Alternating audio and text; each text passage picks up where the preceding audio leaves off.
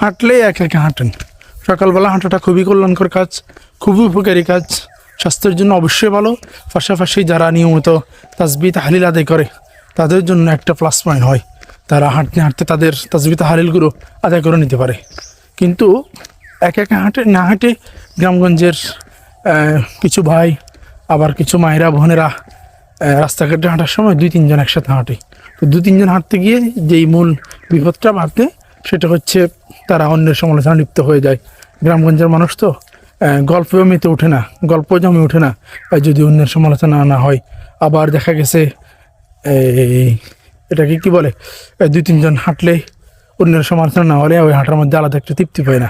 আমরা গ্রামের মানুষ তো এই জিনিসটা আমাদের একটা রন্ধ্রে রন্ধ্রে লেগে আছে। তো অন্যের হাঁটা, অন্যের সমালোচনা করার চেয়ে নিজে একটা গতি নিয়ে, একটা লক্ষ্য নিয়ে যদি হাঁটি, সেটার মধ্যে কল্যাণ আছে।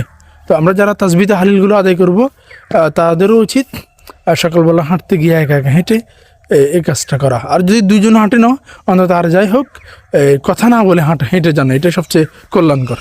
তো গ্রামে এই অন্যের সমালোচনা, অন্যের বিরুদ্ধে অপবাদ, মিথ্যা কথা, এগুলো গ্রামে একটা প্রচলন। গ্রামের এটা রন্ধ্রে রন্ধ্রে একটা লেগে থাকা স্বভাব।